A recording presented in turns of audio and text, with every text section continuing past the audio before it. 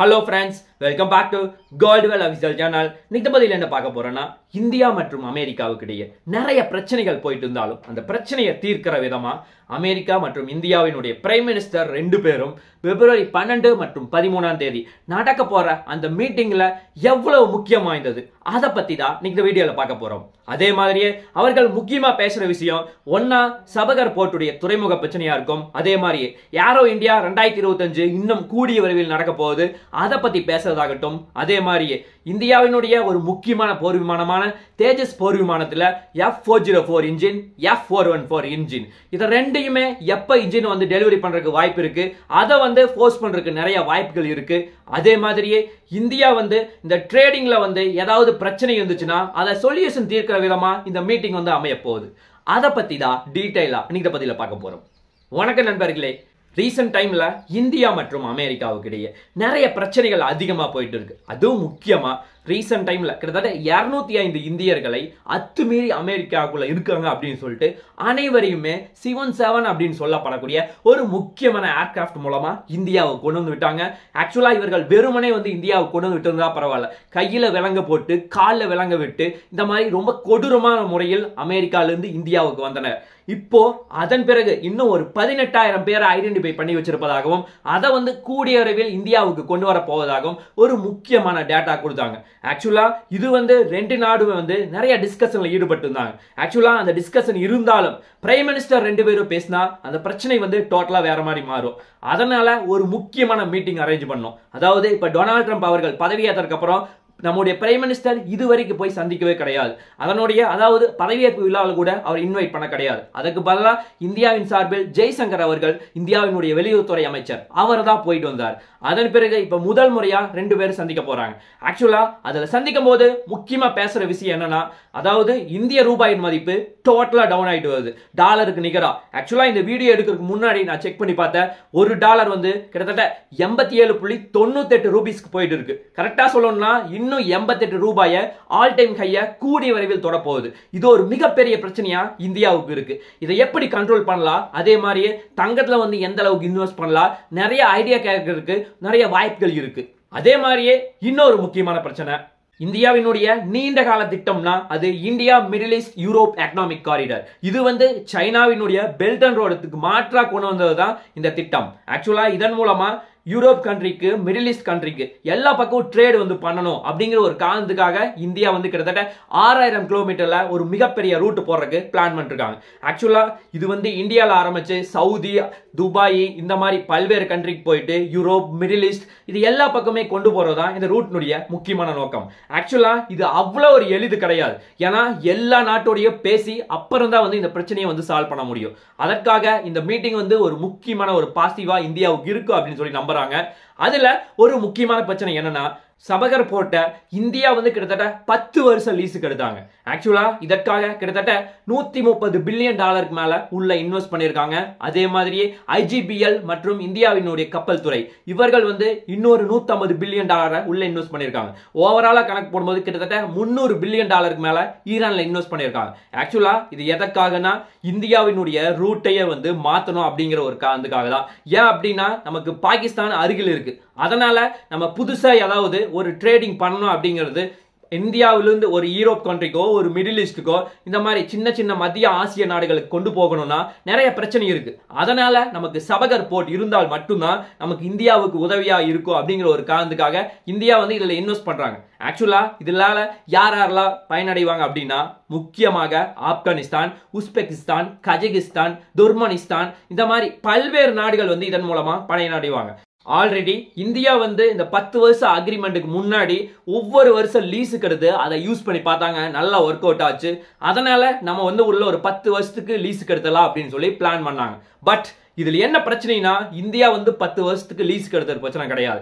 இங்க ஈரான் மேல அடிக்கடி வந்து அமெரிக்கா பொருளாதார தடை விதிச்சுட்டே இருந்தாங்க. பட் இப்போ வந்து என்ன பண்ணிருக்காங்க, மறுபடியும் வந்து அமெரிக்கா வந்து ஈரான் மேல பொருளாதார தடை வச்சிருக்காங்க. இதனால சபகர் போர்ட் வந்து ஒரு மிகப்பெரிய பாதிப்படையும், அது வந்து இந்தியாவுக்கு ஒரு மிகப்பெரிய சிக்கலா இருக்கும் அப்படிங்கிற ஒரு காரணத்துக்காக இந்தியா வந்து நம்முடைய பிரைம் மினிஸ்டர் வந்து இதை பத்தி பேசுறதுக்கு நிறைய வாய்ப்புகள் இருக்கும். அதே மாதிரியே இன்னொரு முக்கியமான பிரச்சனை, இங்க வந்து அமெரிக்கா மட்டும்தான் அந்த சபகர் போர்ட்டுக்கு பிரச்சனையான்னு பார்த்தா ஈரான்ல சைனாவும் தொல்லை பண்ணிருக்காங்க. ஆக்சுவலா சைனாவினுடைய ஒரு முக்கியமான பிளான் என்ன, அவங்க ஒரு 25 வருஷத்துக்கு லீஸுக்கு எடுத்திருக்காங்க. அவர்கள் எதை லீஸுக்கு எடுத்திருக்காங்கன்னா, முக்கியமாக அந்த நாட்டில இருந்து கச்சை எண்ணெய் ஆகட்டும், எரிவாயாகட்டும், பெட்ரோ கெமிக்கல், இந்த மாதிரி எல்லா ப்ராடக்ட்டுக்குமே சைனாவுக்கு கொடுக்கணும், 25 வருஷத்துக்கு கொடுங்க, நாங்க வந்து உங்களுக்கு வேற மாதிரி இன்ஃப்ராஸ்ட்ரக்சர் டெவலப் பண்றதுக்கு உதவியா இருப்போம் அப்படின்னு சொல்லிட்டு பல்லாயிரக்கணக்கான பில்லியன் டாலர் வந்து உள்ள இன்வெஸ்ட் பண்ணிருக்காங்க. ஆக்சுவலா அதுல அவர்கள் எந்த மாதிரி எல்லாம் பண்ண போறாங்கன்னா, டெலிகம்யூனிகேஷன் டெவலப் பண்றது, அதே மாதிரி ஐடி டிபார்ட்மெண்ட் நாங்க டெவலப் பண்ணி விடுறோம், அதே மாதிரி புதுசா போர்ட் கட்டுறதுக்கு ரெடி பண்றோம், இந்த மாதிரி பல விஷயங்களை பேசிட்டு இருக்காங்க. இது வந்து அவர்கள் 2 பேரும் அக்ரிமெண்ட் சைன் பண்ணிருக்காங்க. அதனால இது இந்தியாவுக்கு ஒரு மிகப்பெரிய தலைவலியா, ஈரான்லயும் வந்து இந்த சபஹார் போர்ட் மூலமா ஒரு மிகப்பெரிய பிரச்சனையை கொண்டு வரும் அப்படிங்கிற காரணத்துக்காக இந்தியா வந்து இப்போ அமெரிக்கா மற்றும் சீனா 2 பேர்த்தையுமே எப்படி சமாளிக்கலாம் அப்படிங்கறத மிகப்பெரிய ஒரு யோசனையில் இருக்காங்க. அந்த பேச்சுவார்த்தையும் இந்த மீட்டிங்ல இடம்பெறும் அப்படின்னு சொல்லி எதிர்பார்க்கிறாங்க.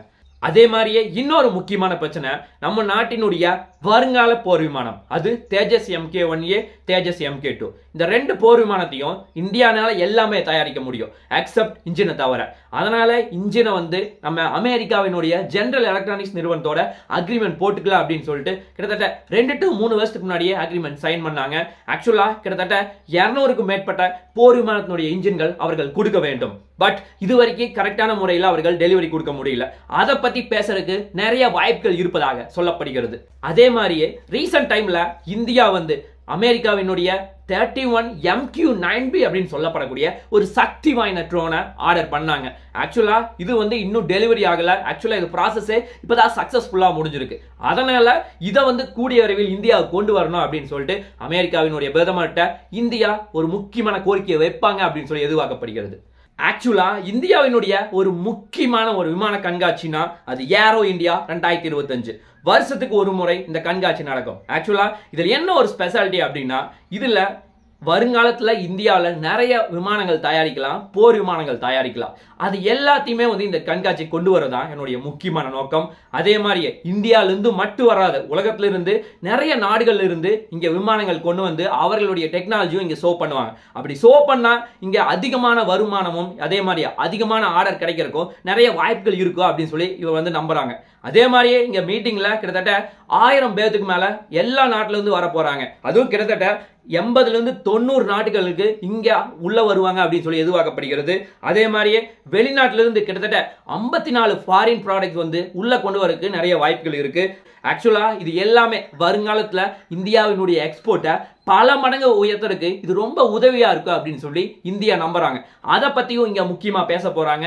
அதே மாதிரியே ரொம்ப ஃபேமஸான Su-57 அந்த போர் விமானமும் அமெரிக்காவினுடைய F-35 போர் விமானம், இது எல்லாமே வந்து உள்ள இடம்பெற போகுது.